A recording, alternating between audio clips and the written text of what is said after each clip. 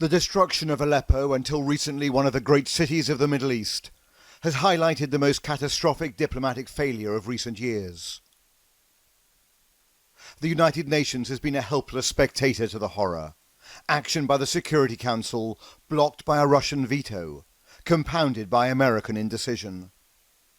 So I put it to Russia's UN ambassador that Moscow couldn't hide from the world its responsibility for prolonging Aleppo's agony. What is your message as a diplomat here in the comfort of the UN to innocent civilians trapped in eastern Aleppo? Are you at all concerned at their fate?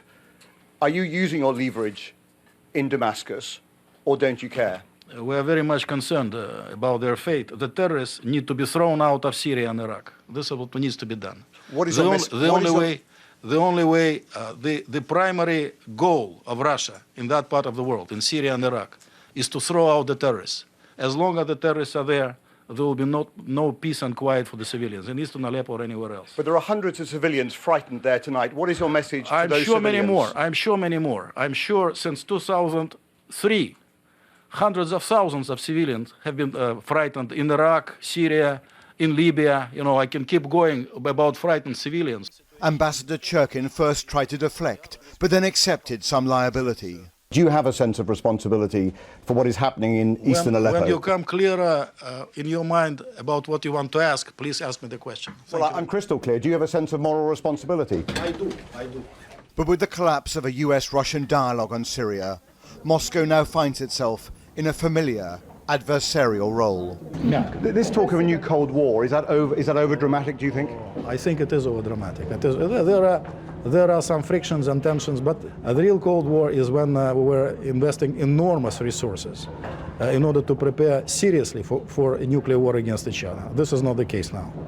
Syria's ambassador claims that irrespective of the humanitarian disaster unfolding, there is a military solution in Aleppo. Is the Syrian army simply going to try and seize the whole city?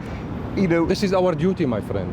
Our duty, our constitutional rights is to get back every single inch of our territory from these terrorists. And whatever the civilian cost? No. Forget about this because we are not targeting our own civilians. So Damascus can now execute on that military plan, while inside the UN, Russia can buy valuable time for its key ally. Those trapped in eastern Aleppo should not look to this room for any hope. Diplomacy has been paralyzed by that Russian veto. And the Security Council is facing a crisis of purpose. What can it do if the great powers are so divided? Robert Moore, News at 10 at the United Nations.